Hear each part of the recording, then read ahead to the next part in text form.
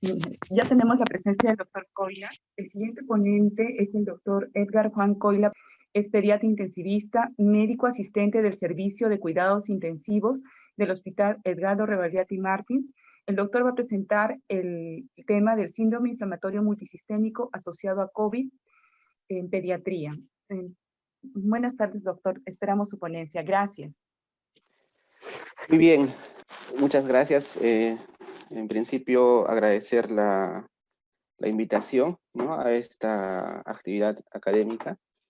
Y voy a presentar algunos conceptos que ya creo que son conocidos en relación a esta nueva entidad y un poco la experiencia que hemos tenido nosotros en el Hospital Rebagliati en la UCI pediátrica.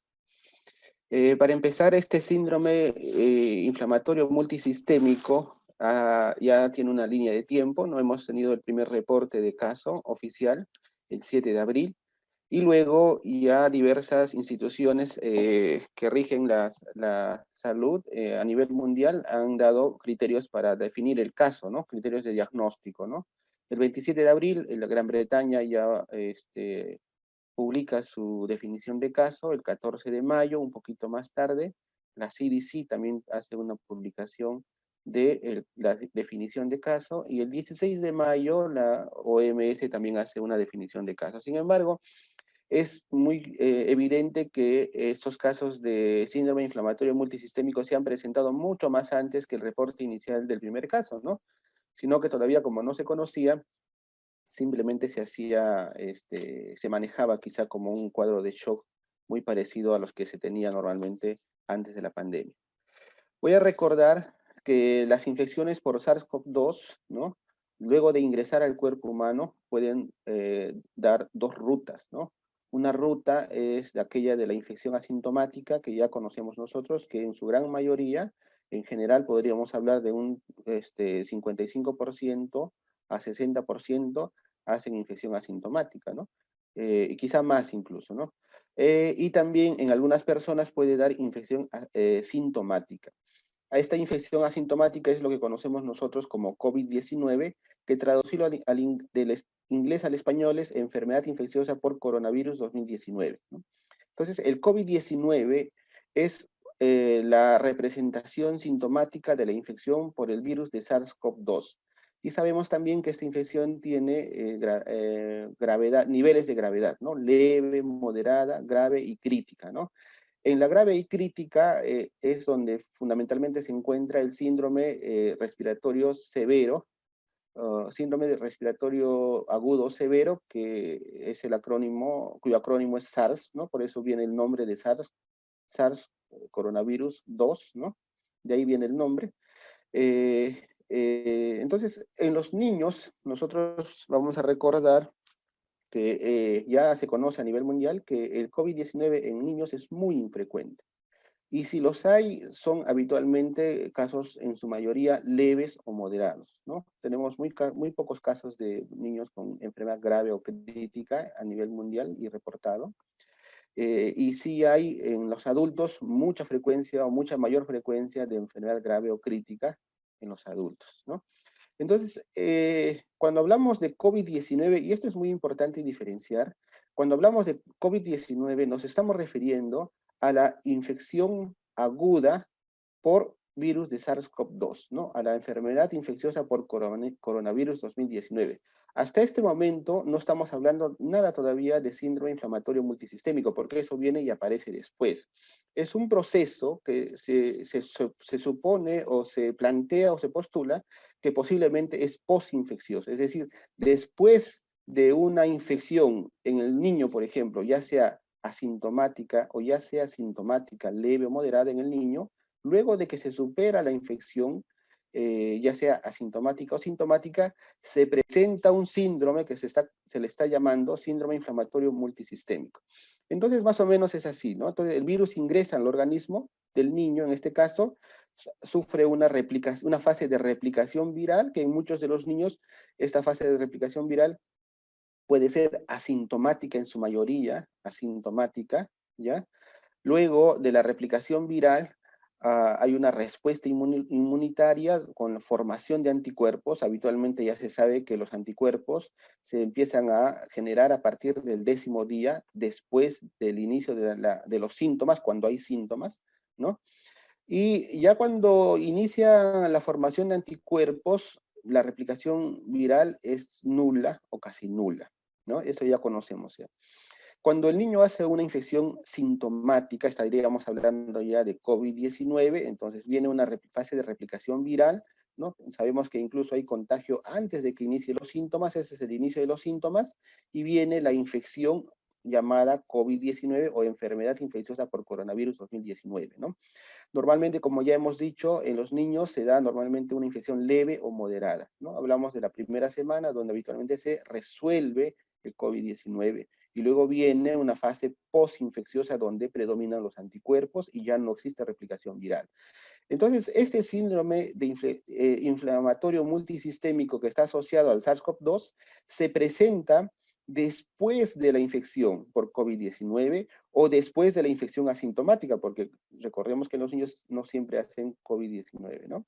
Y más o menos se postula que se presenta alrededor de la semana 2 hasta la semana 6 el inicio de este síndrome inflamatorio multisistémico, ¿ya? Sin embargo, esta es una teoría, ¿no? Entonces, estaríamos hablando de un proceso postinfeccioso, ¿ya? Pues si me preguntan, por ejemplo, si un niño con diagnóstico de síndrome inflamatorio multisistémico es contagioso, según esta hipótesis, no sería contagioso, porque estamos lejos ya de la fase de replicación viral y de la fase contagiante, ¿no? No sería contagioso. Sin embargo, todavía, como hay muchas cosas que no se conocen, no se puede afirmar, pero es altamente probable que sea un proceso no contagioso. Entonces, podremos hablar, ya hablando de los cuidados intensivos, porque estos niños en su mayoría van a cuidados intensivos, podríamos hablar, nosotros por ejemplo en nuestra UCI COVID hemos clasificado o he clasificado a los niños que han ingresado a una UCI COVID, a nuestra UCI COVID en 3 grupos de enfermedades, ¿no? Aquellos niños que han desarrollado COVID-19 o enfermedad aguda por el SARS-CoV-2, ¿no? Aquellos niños que han desarrollado una enfermedad asociada al SARS-CoV-2, acá estaría el síndrome inflamatorio multisistémico, y aquellos niños que han ingresado a nuestra UCI con antecedente de infección, ¿ya? Porque antes no sabíamos, por ejemplo, si la prueba rápida era suficiente para el diagnóstico de infección, ¿no? Y pensábamos que un niño que viene con IgG positivo podría ser un niño con COVID-19. Eso fue lo que al inicio pensábamos nosotros. Sin embargo, ahora ya sabemos que un niño que viene con IgG positivo posiblemente es un niño que tiene antecedentes. Y la razón por la cual entraban a la UCI este grupo era una razón que no tenía nada que ver con el SARS-CoV-2, pero como encontrábamos IgG positivo, los metíamos a la UCI pensando que eran niños contagiantes o pensando que era COVID, ¿no? Confundiendo las cosas un poco al inicio, ¿no? De esos 3 grupos que les he mencionado, nosotros solo hemos tenido, en lo que va del año, nuestra UCI COVID ha tenido, hasta el 5 de septiembre es esta consulta hecha en nuestra base de datos, hemos tenido solo un paciente con COVID-19, digamos, más o menos aplicando las características clínicas que les he mencionado al inicio. Solo un paciente que tenía 12,3 años de edad y que tenía PCR positivo, ¿ya? Este niño tenía una inmunodeficiencia severa, una gamma-globulinemia y bronquiectasias, ¿no? Y este no ingresó a ventilación mecánica, ¿no? Luego hemos tenido pacientes con diagnóstico de COVID-19 sospechoso, pero al final nunca encontramos evidencia de que tuvo COVID-19. Por ejemplo, un niño con neumonía aspirativa que tenía 13 de esófago, al final pensamos que como tenía síntomas respiratorios, pensamos que era un niño con COVID, se hizo las pruebas y todo salió negativo, ¿no? Otro niño con enfermedad de reflujo gastroesofágico y enfermedad pulmonar crónica severa, y otro niño con sepsis, leucemia, etcétera. Entonces, niños que ingresaron con un problema respiratorio en tiempos de pandemia, los metimos a la UCI COVID y finalmente nunca se demostró que tenían infección por SARS-CoV-2. Y luego hemos tenido los pacientes con el síndrome inflamatorio multisistémico, ya 11 hemos tenido, ¿no? Estos niños en su mayoría tenían IgG positivo y 2 de ellos IgM positivo, ninguno tuvo PCR positivo, ¿ya? Luego hemos tenido niños con sospecha, pero que no se llegó a confirmar, 3 niños que al final fueron 2 apendicitis y un niño con anemia hemolítica IgG positivo, ¿ya? Y luego hemos tenido niños con enfermedad concomitante, ¿no? O niños que han entrado por cualquier otra razón no asociada a COVID y sin embargo se ha encontrado en ellos IgG positivo y los metimos ahí a la UCI, ¿no? COVID, ¿no?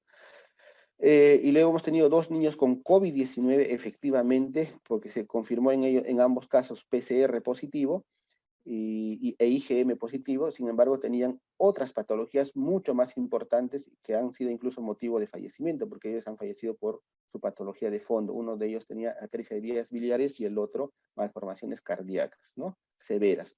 Entonces, si se fijan, en nuestra UCI COVID solo hemos tenido un paciente con la definición que se conoce en los adultos de COVID-19, y sí, en su gran mayoría hemos tenido 11 pacientes con enfermedad asociada a SARS-CoV-2, que es el síndrome inflamatorio multisistémico. Bueno, ya solamente para recordar, el COVID-19 o la enfermedad infecciosa por coronavirus 2019 ya se conoce ya de sobra los estadios de esta enfermedad. Sabemos que hay un estadio inicial, que es un estadio donde hay replicación viral importante y donde los síntomas suelen ser leves o moderados y que en su gran mayoría se autolimitan. He puesto esta línea roja donde se autolimita, ¿no? En los niños con mayor razón se autolimitan, ¿no?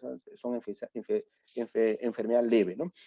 En los adultos, habitualmente, después del estadio 2 o de la fase 1, perdón, pasan a la fase 2 o la fase pulmonar, donde ya la replicación viral es mínima, pero sí hay una gran respuesta inflamatoria, la fase pulmonar y luego la fase hiperinflamatoria. En esos 3 casos hay una relación cronológica, uno es después de otro, ¿no?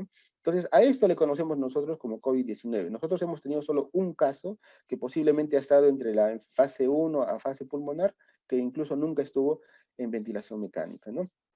El patrón de anticuerpos o en sus exámenes, en los test para SARS-CoV-2, normalmente cuando se trata o cuando se habla de COVID-19, en su gran mayoría deben ser pacientes con prueba molecular positiva, porque hay gran replicación viral, ¿no? Y pueden muchos de ellos incluso tener en las fases iniciales prueba rápida negativa, o si tienen prueba rápida positiva, habitualmente tienen la presencia de IgM, ¿no? Habitualmente. Ya también se conoce de sobra que la probabilidad de contagiar en los pacientes que hacen enfermedad leve o moderada no va más allá de los 10 días después del inicio de la enfermedad, y aquellos que hacen enfermedad severa, hablamos de la enfermedad hiperinflamatoria, no va más allá de los 20 días después del inicio de la enfermedad. Eso ya lo conocemos también, ¿no? Entonces, este síndrome inflamatorio multisistémico asociado a SARS-CoV-2 sería un problema postinfeccioso, ¿ya? Es un problema postinfeccioso que genera una inflamación multisistémica en varios órganos, ¿no? En el aparato cardíaco, en el aparato respiratorio, a nivel de hígado, a nivel de piel fundamentalmente, puede haber incluso meningismo, hay fiebre normalmente muy importante, puede haber también reacción hematológica, puede haber también síntomas digestivos, ¿no? Náuseas, vómitos, diarrea, que es muy frecuente, elevación importante de las transaminasas también es importante, y puede haber falla renal, que habitualmente es fundamentalmente por el shock, ¿no? Entonces, este síndrome inflamatorio multisistémico es una cosa totalmente diferente a COVID-19, ¿no? Es una respuesta inflamatoria multisistémica, posiblemente postinfecciosa, ya no hay en este momento ya replicación viral y probablemente es poco probable de que contagie o quizás no contagie, ¿no? Todavía no se pueden afirmar muchas cosas, ¿no? ¿Por qué se ha dicho que es posinfeccioso? ¿O de cómo así se ha llegado a la conclusión de que esta enfermedad es posinfecciosa? Un estudio publicado por los americanos ya en junio del 2020, ¿no? Por ejemplo, mostró que el pico o el porcentaje de positividad a los test de SARS-CoV-2, el pico máximo, estamos hablando de pruebas moleculares, precede al pico de la incidencia de los casos de inflamatorio multisistémico en alrededor de 4 semanas. Este es un pico general, ¿no? No son niños solamente, ¿no? Un pico general de adultos y niños que siempre precede en alrededor 4 a 6 semanas antes del pico que se presenta del inflamatorio multisistémico. Un estudio francés también publicado en junio del 2020, algo similar, ¿no? El pico de hospitalizaciones por COVID-19 en general en Francia precedía al pico de casos de Kawasaki o shock tipo Kawasaki o síndrome inflamatorio multisistémico o shock tóxico, etcétera, ¿no? Hay muchas formas de llamarlo, ¿no? Entonces, De esta forma, se más o menos postularon de que esto podría ser postinfeccioso, pero hay más razones que voy a mencionar más adelante. En nuestro caso, por ejemplo, en nuestra UCI del Hospital Rebagliati, estoy acá, por ejemplo, mostrando el número de defunciones según el SINADEF en Lima Metropolitana, ¿no? Que ha tenido una primera ola, luego hemos tenido un descenso y una segunda ola, y abajo, estos son el número de defunciones, y al otro costado está el número de pacientes que hemos tenido por semana epidemiológica, ¿no? Fíjense, más o menos se repite el patrón que muestran los americanos y los franceses, aunque esto obviamente no es concluyente porque son muy poquitos casos para decir que esto es así, ¿no? Pero en nuestro caso, más o menos se asemeja. Vemos un primer pico de defunciones por COVID-19 según SINADEF, y luego nosotros tenemos nuestro pico de pacientes con inflamatorio multisistémico que digamos que va después del pico de funciones. Y lo mismo pasa en esta segunda ola. Hemos tenido casi 2 o 3, 4 semanas donde no tuvimos ningún caso y luego aparecieron otra vez con el segundo pico o la segunda ola de defunciones según SINADEF, ¿no? Acá hemos tenido un caso nosotros que podríamos decir que quizás no ha sido PIMS, pero sí, este paciente tenía todos los criterios de PIMS y también tenía IgG positivo, y que es el único paciente que falleció de nuestros únicos casos que hemos tenido a inicios de la pandemia en nuestro país, en el mes de en mayo, ¿no? En abril hemos tenido, en abril, y en ese momento todavía no se conocía nada del síndrome inflamatorio multisistémico. Nosotros lo recibimos, fue nuestro primer paciente en cuidados intensivos COVID, y nosotros creímos que se trataba de un paciente COVID, ¿no? Porque no conocíamos el inflamatorio multisistémico hasta esa época, ¿no? Entonces lo tratamos como si tuviera un problema pulmonar, ya como si tuviera un pulmonar, incluso le poníamos parámetros altos al inicio pensando que era un paciente COVID, ¿no? Al final, ya evaluando en retrospectiva, es altamente probable que ese paciente, que fue el único que falleció en nuestro caso, no haya sido COVID, sino haya sido un niño con síndrome inflamatorio multisistémico, aunque sale de la norma, ¿no? Porque se ha presentado mucho más antes, posiblemente ha sido un paciente con inflamatorio multisistémico, ¿no? Que lo hemos confundido con COVID. Bien, la definición de caso de la CDC, ¿ya? Es una definición que se ha hecho en el 14 de mayo ya, con el objetivo de intentar recolectar información fundamentalmente, ¿ya? Ellos han definido, por ejemplo, como caso al paciente que tiene menos de 21 años de edad y fiebre, ¿ya? Antecedente de inflamación a nivel laboratorial y enfermedad clínicamente grave que requiere hospitalización con afectación de 2 órganos, ¿no? Que sea multisistémico, ya sea cardíaco, renal, respiratorio, hematológico, gastrointestinal, dermatológico o neurológico. Y que no haya otra explicación para lo que está pasando en este paciente, y que tenga pruebas positivas para SARS-CoV-2, ya sea PCR o ya sea pruebas serológicas, ¿ya? Esos fueron la definición de caso de la CDC, pero el objetivo que plantea la CDC en su publicación es abarcar el mayor número de casos para luego hacer un análisis. ¿Ya? Vamos a revisar rápidamente los casos que ha recogido la CDC con esos criterios de diagnóstico para síndrome inflamatorio multisistémico. Ellos han recolectado con esos criterios de definición en todos los estados de Estados Unidos 570 casos, ¿ya? Me parece que son desde marzo a julio del 2020, 570 casos. Y los han agrupado estos casos en 3 grupos, ¿ya? En 3 grupos haciendo análisis de regresión logística, o 3 clases de enfermedad, o 3 patrones de enfermedad de todos estos 570 casos, ¿no? Una clase 1, clase 2 y clase 3. La edad promedio en ambos casos fue diferente y significativamente diferente. Por ejemplo, en la clase 1, que tuvieron una edad promedio de 9, y la clase 3 una edad promedio de 6, ¿ya? ¿Qué características tenía cada clase? ¿No? La clase 1 era un compromiso fundamentalmente hemodinámico. A esto le podríamos llamar el síndrome inflamatorio multisistémico propiamente dicho. En la clase 2 había compromiso fundamentalmente respiratorio, pero cumplía los criterios de MIMS o de MIS del CDC. Entonces, estos niños posiblemente tenían COVID-19, ¿ya? O tenían COVID-19 y sobrepuesto un MIS, ¿no? Y la clase 3 tenían un síndrome muy parecido a Kawasaki, ¿ya?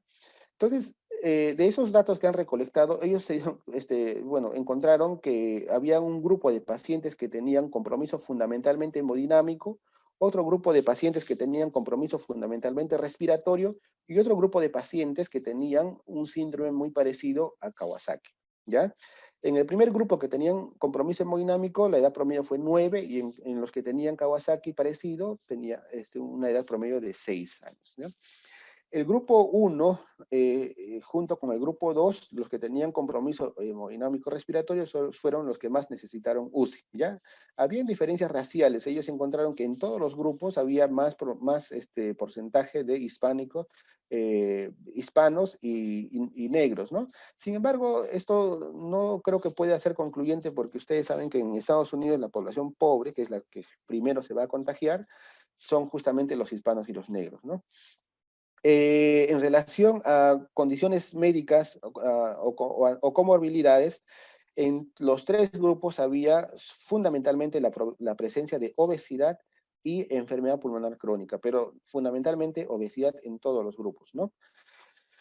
¿Qué características clínicas tenían estos grupos? Fíjense, el grupo 1 tenía síntomas gastrointestinales fundamentalmente. Estamos hablando del síndrome inflamatorio multisistémico propiamente dicho, que tiene compromiso hemodinámico fundamentalmente. Perdón. ¿Ya? Dolor abdominal, vómitos y diarrea, el grupo 1. El grupo 1, que es el MIS, propiamente dicho, también tenía fundamentalmente afectación cardiovascular o hemodinámica. Ellos venían con mucha frecuencia con shock, elevación de la troponina, elevación del péptido natriurético auricular, falla cardíaca congestiva, disfunción cardíaca demostrada con ecografía, y aneurisma o dilatación de la arteria coronaria. Fíjense, lo fundamental en el grupo 1, que es el síndrome inflamatorio multisistémico, propiamente dicho, era dolor, síntomas gastrointestinales y cardiovasculares, ¿ya? Dolor abdominal, vómitos, diarrea y shock, ¿no? También había afectación cutánea fundamentalmente en el grupo 1 y 3, estamos hablando del MIS y de Kawasaki, ¿no? En el que tenía más problemas respiratorios, que posiblemente se trataba de COVID-19, sin embargo, cumplía los criterios de ingreso del estudio de la CDC, ¿no? Tenían poca afectación mucocutánea, ¿ya? A nivel hematológico, el grupo 1, que es el MIS, ¿no? El inflamatorio multisistémico, tenía mayor compromiso, tenía más elevación del dímero D, tenía trombocitopenia y también plaquetopenia, ¿ya? Perdón, trombocitopenia, estamos muy bien, y linfopenia, ¿ya? En relación a la afectación del aparato respiratorio, los del grupo 2 son los que tenían mayor afectación, obviamente, del aparato respiratorio. Tos, dificultad respiratoria, dolor de pecho u opresión de pecho, neumonía, y son los que más han desarrollado también ARS, ¿no?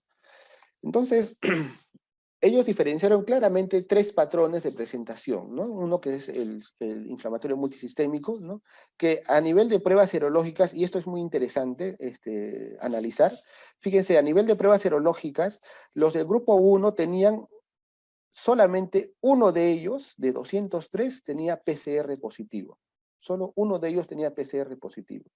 Y el 98% tenían prueba rápida positiva de IgG, ¿ya? IgG positivo, en el grupo 1. Entonces, esto también apoya muchísimo la hipótesis de que esto se trata de un proceso postinfeccioso. En la clase 2, los que tenían problemas respiratorios fundamentalmente, hay 142 casos que tenían PCR positivo de 169. El 84% de ellos tenían PCR positivo. O sea, posiblemente estos eran niños con COVID-19 o niños que tenían COVID-19 más inflamatorio multisistémico, ¿no?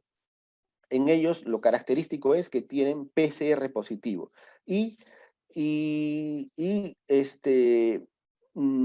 Serología positiva, niños con serología positiva y PCR negativo, ninguno, ¿ya?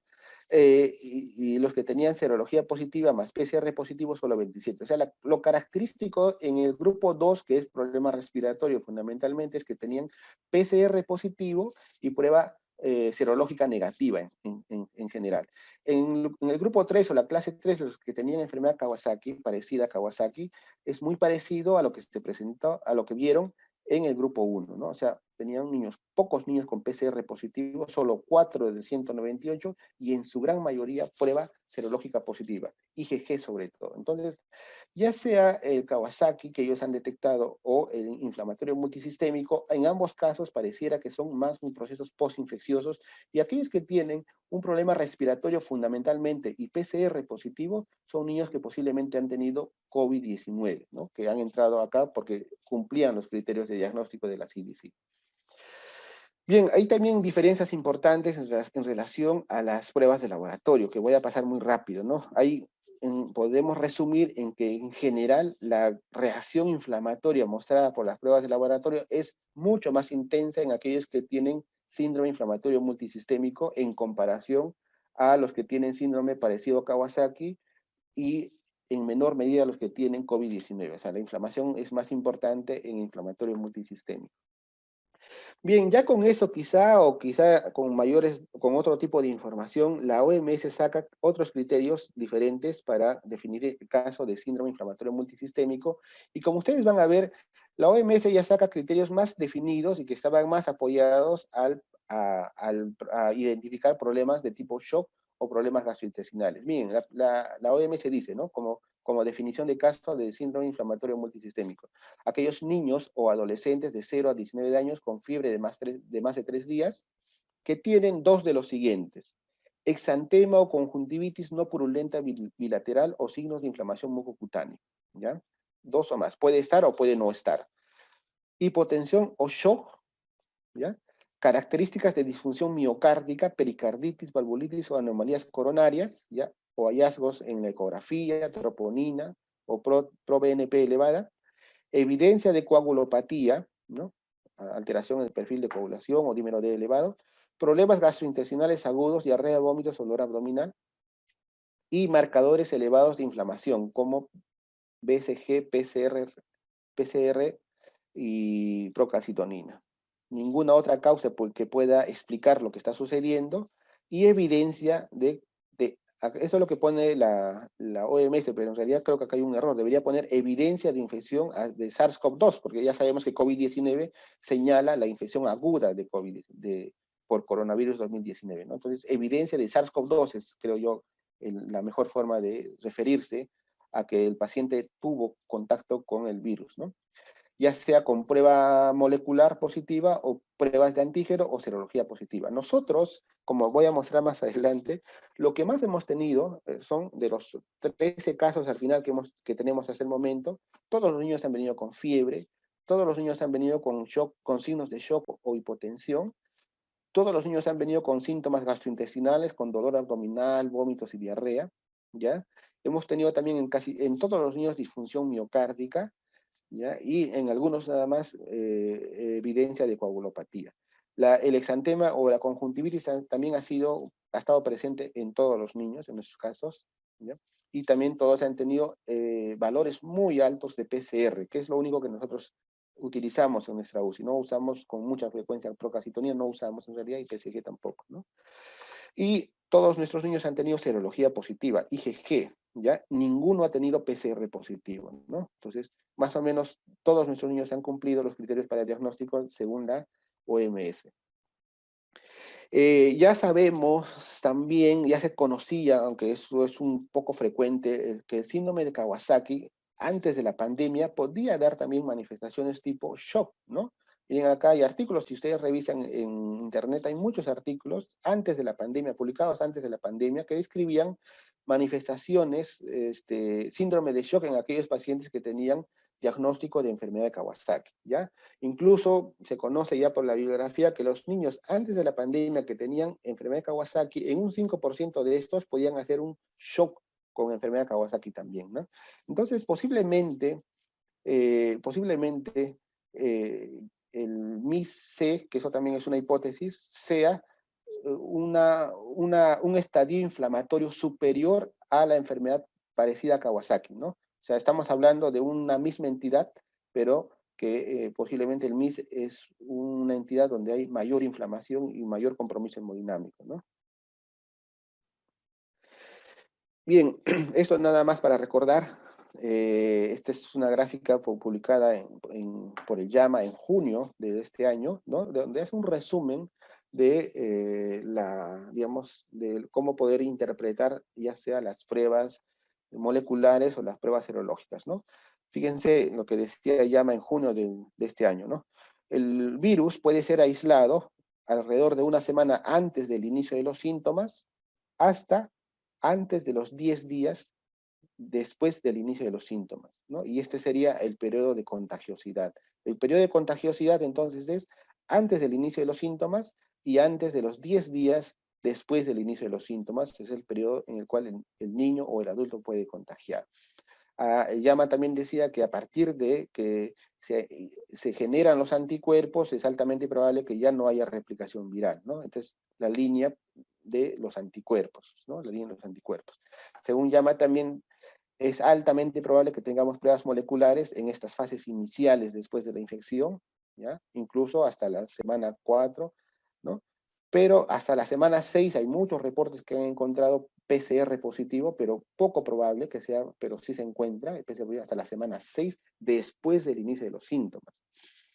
Y sin embargo, más o menos después de los 10 días es muy frecuente que se encuentren anticuerpos. Y mientras más alejados estemos del inicio de los síntomas, es más probable que solo tengamos IgG positivo y la IgM ya se va negativizando cuando estamos más lejos del inicio de los síntomas, ¿no? Entonces nosotros estamos hablando de que este síndrome inflamatorio multisistémico o Kawasaki-Lai, cuando es una entidad menos grave, estaría en este momento, entre las 4 y 6 semanas, ¿no? Entre las 4 y 6 semanas donde, por ejemplo, la línea celeste es el hisopado nasofaríngeo para prueba molecular, es poco probable que tengamos PCR positivo, pero puede haber, ¿ya? Y es bastante probable, la línea de IgM es la línea verde, bastante probable que tengamos IgG, y también posiblemente IgM, pero en menos proporción, ¿no? Y en el caso de nuestros pacientes, todos han tenido IgG positivo y todos han tenido prueba molecular negativa, podríamos decir entonces, y todos han tenido antecedentes, la mayoría tenía antecedentes de infección semanas antes, ¿no? Entonces, PCR negativo es el patrón habitual e IgG positivo el patrón habitual de los pacientes con síndrome inflamatorio multisistémico. Bien, en relación al manejo, el manejo en realidad es estándar. ¿No? El ABC que conocemos, el manejo estándar de todo paciente con shock y el soporte, que no vamos a tocar esos temas, ya porque eso es un manejo estándar de todos los pacientes que vienen con shock. Se sugiere, según la Royal College of Pediatrics, ¿no? de Gran Bretaña, que podamos usar antibióticos de manera empírica antes o después de tomar hemocultivos con protocolos de antibióticos según la microbiología local, ¿ya? O sea, tomamos cultivos de todas maneras e iniciar antibióticos porque hay que descartar que no sea de shock por otra causa, ¿verdad? Hay que tomar una muestra de sangre para investigar.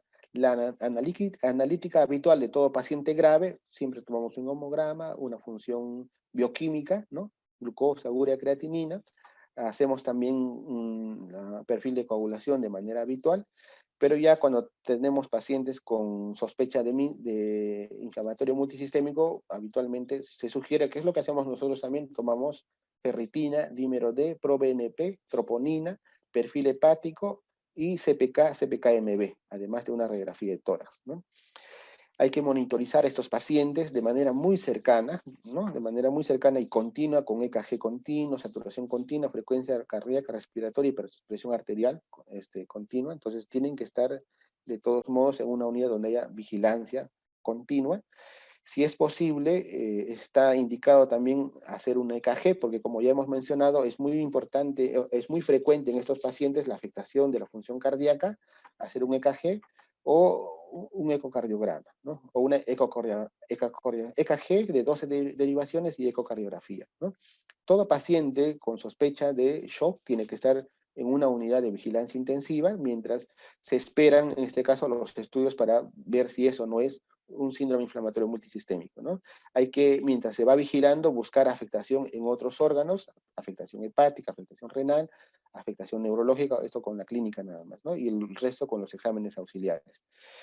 Si aún no se ha hecho, se tienen que hacer los test para SARS-CoV-2, ¿no? La prueba serológica y también posiblemente la prueba molecular. ¿no? Hay que considerar el uso de inmunoglobulina y aspirina de manera temprana, sobre todo si cumple criterios para Kawasaki, ¿ya?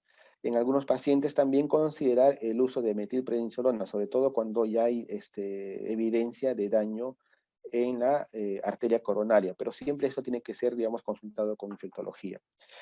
También se tiene que considerar el uso de inmunoglobulina si cumple criterios para síndrome de shock tóxico, o sea, cuando viene chocado el paciente. En todos los casos donde hay afectación miocárdica, tenemos que buscar a la troponina, ¿no? Cambios en el electrocardiograma y anomalías en la ecografía, ¿ya? Y cuando hay casos de afectación miocárdica, estos pacientes tienen que referirse a una unidad de cuidados, a un hospital o a un centro donde haya cuidados intensivos y que además tengan especialidad en enfermedad infecciosa, inmunología o cardiología para hacer la monitorización, porque el tratamiento, ya todos estamos creo de acuerdo que tiene que ser multidisciplinario, no es un tema solamente de cuidados intensivos, ¿no? Bien, y ya para finalizar, estos son los casos que hemos tenido nosotros, un resumen de los 13 casos que hemos tenido nosotros en lo que va de la pandemia hasta el día de hoy, ¿no? Hemos tenido 13 casos, ¿no? 7 de ellos han sido varones y 6 han sido mujeres. La edad promedio de 8.3 años es muy parecida a lo que ha encontrado la CDC, ¿no? Ellos tienen una edad promedio de 9 años, ¿no? Nosotros hemos tenido en cuidados intensivos solamente pacientes con el síndrome inflamatorio multisistémico que han hecho el cuadro de shock, ¿no? Esto no representa el total de casos de enfermedad asociada a SARS-CoV-2, porque sí hemos tenido niños con enfermedad tipo Kawasaki, que tenían también pruebas rápidas con IgG positivo y prueba molecular negativa, la mayoría, pero que no han llegado a la UCI, sino que se han manejado en emergencia o en hospitalización, y posiblemente ellos también han recibido inmunoglobulina y han sido manejados como un proceso posinfeccioso también, ¿no? En el caso nuestro de cuidados intensivos, todos han venido con compromiso hemodinámico, todititos, y todos también han venido con afectación del sistema digestivo, han venido con vómitos, diarrea, etcétera, ¿no? Fíjense, la mayoría ha ingresado por la emergencia pediátrica, uno ha ingresado por cirugía pediátrica, ¿ya? La mayoría son de Lima, hemos tenido 2 referidos de Ica y uno de Loreto, ¿ya? El tiempo de hospitalización ha sido breve en su gran mayoría, ¿ya? Solo hemos tenido un paciente que ha tenido 26 días, es un paciente obeso que ha hecho una escara y básicamente se ha quedado en la UCI por la escara y porque también ha venido muy grave a la UCI. Hemos tenido, ninguno de estos pacientes tenía comorbilidad importante, ninguno, salvo sobrepeso y la obesidad, ¿no? Acá tenemos 1, 2, 3 pacientes con sobrepeso y 2 pacientes con obesidad de los 13 pacientes, ¿no? Uno de ellos fue referido, por ejemplo, de Ica con el diagnóstico de apendicitis porque tenía fiebre, tenía dolor abdominal, entonces fue confundido con apendicitis y como además tenía síntomas de shock, lo mandaron porque pensaron que estaba muy grave a la emergencia, ¿no? Y cuando se evalúa en emergencia se ve que tenía IgG positivo y que tenía antecedente de contacto y al final ese paciente entra a nuestra UCI y se maneja como shock por síndrome inflamatorio multisistémico, ¿no?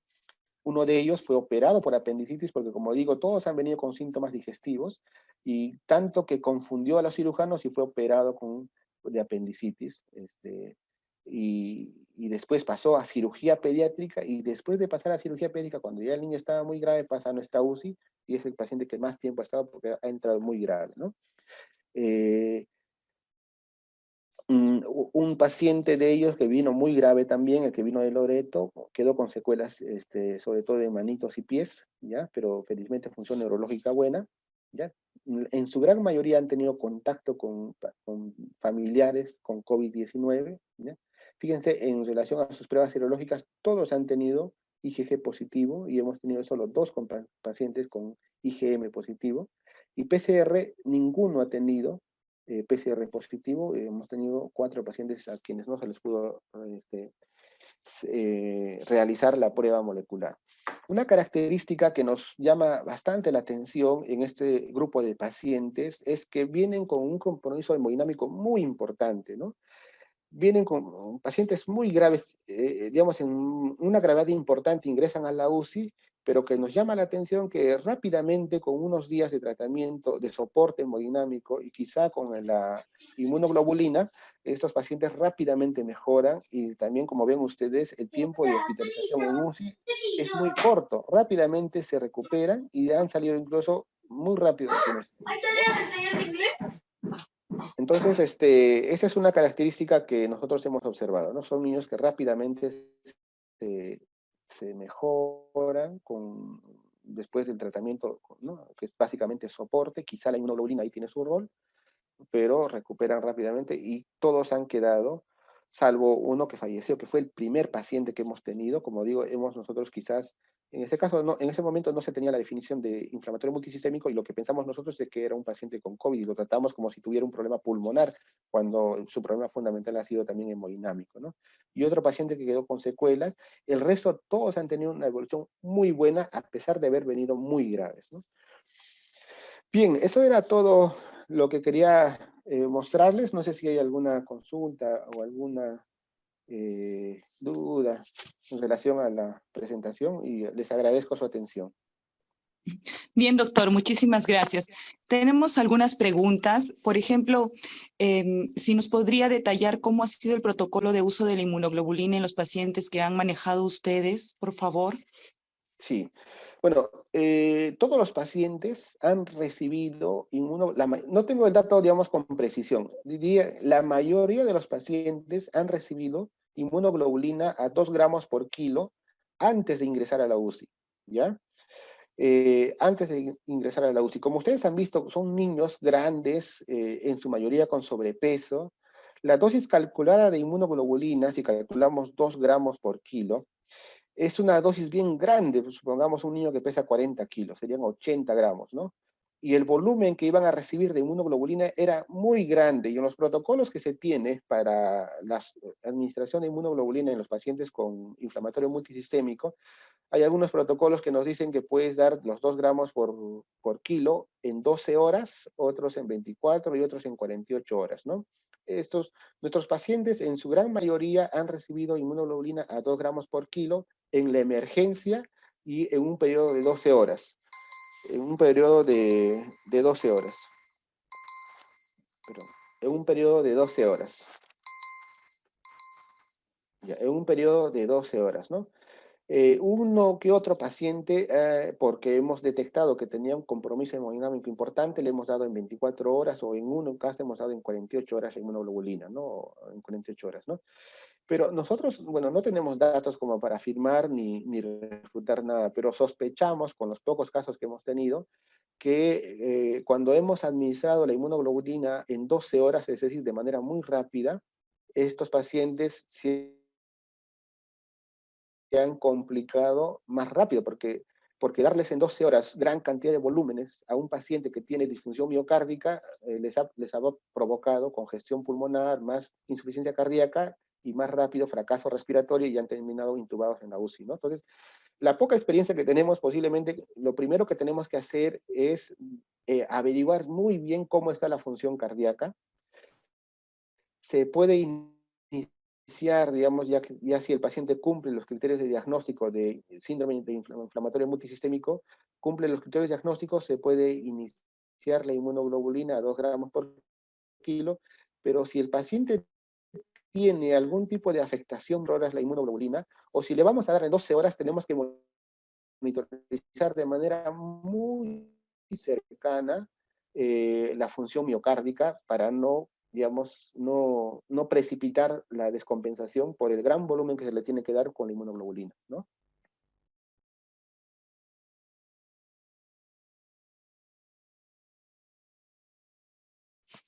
Una pregunta adicional, doctor. En el caso de los pacientes con el síndrome inflamatorio multisistémico, ¿cada cuánto tiempo han programado la evaluación cardíaca? O sea, ¿cada cuánto tiempo se le ha hecho exámenes, evaluación por cardiología?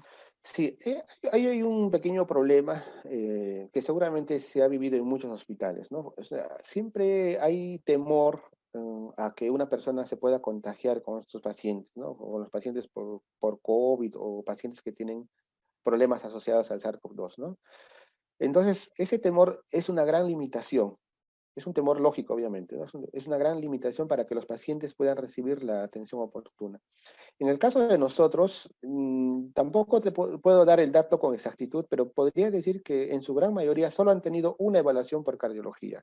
Una para que nos ayuden a determinar, digamos, si tiene o no tiene afectación coronaria, ¿no?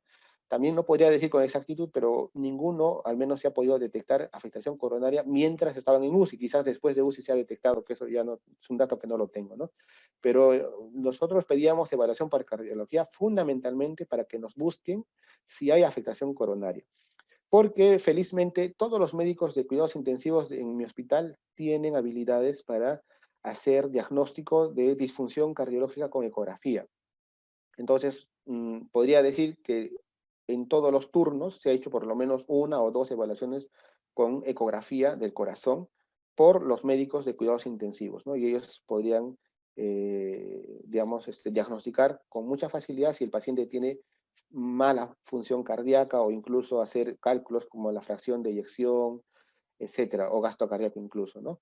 Entonces, todos han tenido evaluación cardíaca con ecografía por los médicos intensivistas, y podría casi asegurar que en todos los turnos, porque todos hacemos una evaluación cuando tenemos un paciente grave, integral, e incluye la evaluación cardíaca con ecografía, pero evaluación con el cardiólogo, podría decir que todos en promedio han recibido solamente una evaluación, y fundamentalmente para que nos ayuden a evaluar si tienen afectación en arterias coronarias. Por eso básicamente era nuestra interconsulta, porque no, digamos, todos tenemos en la UCI pediátrica del Hospital Rivadavia, digamos, habilidades para poder evaluar con ecografía la función cardíaca, ¿no? También es importante, queríamos saber, en el caso del síndrome inflamatorio multisistémico, ¿se ha presentado más en los niños que han sido eutróficos, normales, o han presentado también, por ejemplo, los niños que tienen PCI, alguna comorbilidad asociada, más frecuencia de este caso en su experiencia, doctor? Sí, como he mostrado, los 13 casos que hemos tenido, todititos no tenían ninguna comorbilidad, eran niños sanos, salvo obesidad, 2 casos de obesidad y 3 casos de sobrepeso, ¿no? Un caso de desnutrición, que es el que vino de Loreto, ¿no? Que tenía bajo desnutrición.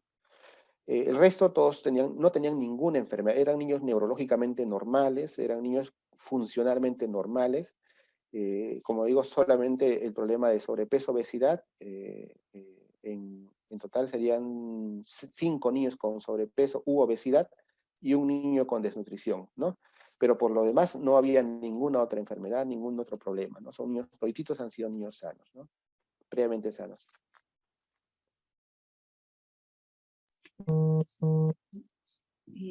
Queremos agradecerle, doctor Coila, por la ponencia.